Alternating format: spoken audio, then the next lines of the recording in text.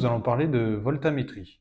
Alors la voltamétrie, qu'est-ce que c'est? C'est une analyse que nous proposons au laboratoire depuis plusieurs années, depuis 2018, et depuis 2023, nous avons mis au point une nouvelle technique, la voltamétrie pulsée.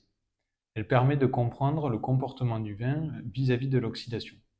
Quel est l'intérêt de cette technique en œnologie? Historiquement, la gestion du risque oxydatif est basée sur la mesure du SO2 ou plus récemment de l'oxygène dissous. Et sous la pression du marché actuel, notamment en bio, la réduction des intrants, dont le SO2, est fréquente. Il faut alors trouver une autre méthode, une méthode alternative, pour évaluer le risque oxydatif. Et la voltamétrie en est une. Quel est le principe derrière la voltamétrie?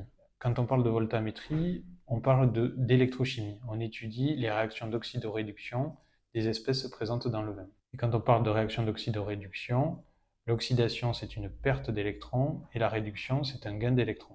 L'électrochimie peut être utilisée pour étudier l'interface entre un métal et une solution ionique. Ici, la solution ionique, c'est le vin, et le métal, ce sont les électrodes que nous allons plonger dans le vin. En pratique, au laboratoire, nous étudions deux grandeurs. La première, c'est l'intensité du courant. En effet, lorsque nous étudions les réactions d'oxydoréduction, il y a des échanges d'électrons, et qui dit échange d'électrons dit courant électrique produit. La deuxième, c'est la mesure de la différence de potentiel entre les électrodes. Il y a donc deux approches possibles. La première, nous faisons varier le courant et nous mesurons la différence de potentiel ainsi produite. Ce sont les méthodes à courant imposé. La deuxième approche, c'est celle que nous utilisons au laboratoire. Nous faisons varier la différence de potentiel et nous mesurons l'intensité du courant ainsi produite. En effet, grâce à cette méthode dite à potentiel imposé, nous allons forcer l'oxydation du vin. Nous allons imposer une différence de potentiel et ainsi voir les réactions d'oxydoréduction qui ont lieu, les réactions d'oxydation, et voir les espèces antioxydantes qui réagissent. Pour mener à bien ces analyses, nous utilisons le matériel suivant. Ici, un potentiostat, et ici, les trois électrodes. En effet, la cellule électrochimique est composée de trois électrodes. Une électrode de travail, qui peut dans notre cas être soit en or, soit en carbone vitreux, une électrode de référence et une contre-électrode en platine. En effet, pour mesurer la différence de potentiel, nous avons besoin d'une électrode de travail et d'une électrode de référence. La contre-électrode permet de fermer le circuit pour mesurer ensuite le courant. Lorsque nous faisons les analyses de voltamétrie au laboratoire grâce à ce matériel, nous obtenons un signal qu'on appelle voltamogramme.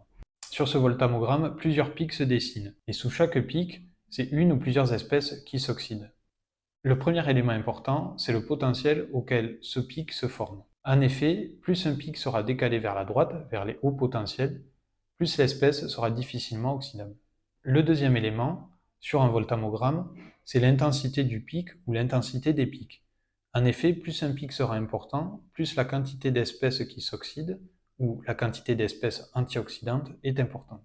Sur un voltamogramme, nous obtenons un ou plusieurs pics, un ou plusieurs paliers associés à plusieurs familles de composés. Nous avons, grâce à notre recul et à l'expertise que nous avons sur l'analyse, pu définir plusieurs zones importantes sur un voltamogramme. En effet, entre 0,2 et 0,5 volts, ce sont les composés que nous qualifions de plutôt facilement oxydables. Ensuite, entre 0,5 et 0,75 volts, ce sont les composés intermédiaires. Et enfin, entre 0,75 et 1,1 volts, ce sont les composés dits difficilement oxydables. Au laboratoire, nous proposons depuis plusieurs années la voltamétrie linéaire ou cyclique. Et depuis fin 2023, nous proposons la voltamétrie pulsée. Et quelles sont les différences entre ces analyses et entre ces deux méthodes? La première, c'est la différence de matériel. En effet, l'électrode de travail est différente. La seconde, qui est la plus importante, c'est la façon dont on va imposer le potentiel pour forcer l'oxydation. En effet, en voltamétrie linéaire ou cyclique, la différence de potentiel est appliquée de façon linéaire, alors qu'en voltamétrie pulsée, de multiples impulsions sont produites à des intervalles réguliers. Les applications de la voltamétrie pulsée sont nombreuses. En effet, nous pouvons étudier l'oxydation des vins blancs, des vins rosés ou même des vins rouges. Nous pouvons également étudier la comparaison de différents obturateurs ou la comparaison de plusieurs contenants, des fûts, des cuves inox, des amphores. La voltamétrie pulsée peut aussi être très utile lors d'expertises très précises, par exemple l'oxydation prématurée ou accidentelle de certains meubles. L'électrochimie est également utilisée sur de nombreuses matrices. Des vins, des mous, des spiritueux, divers jus, quelle que soit la matrice, à partir du moment où elle est liquide, l'analyse est possible. Sur cet exemple, nous avons étudié l'oxydabilité de plusieurs vins blancs sans sulfite. Nous obtenons des voltammogrammes très différents avec des pics plus ou moins intenses. Le vin qui se démarque est le vin B. En effet, il présente un voltammogramme très faible, les pics sont peu intenses. Cela signifie qu'il est peu riche en composés antioxydants. Il est donc fragile vis-à-vis de l'oxydation.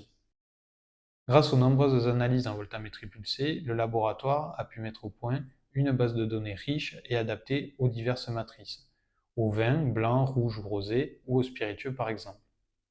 Cette base de données vous permettra de vous aider lors de l'interprétation des résultats.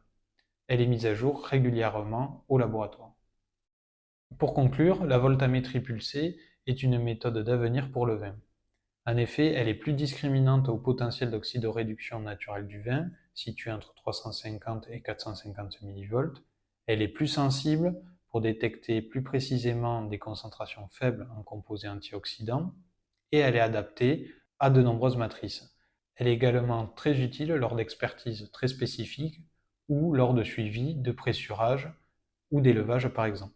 Pour plus d'informations, je vous invite à vous rapprocher de vos référents techniques ou à contacter le laboratoire. Nous serons ravis de vous renseigner.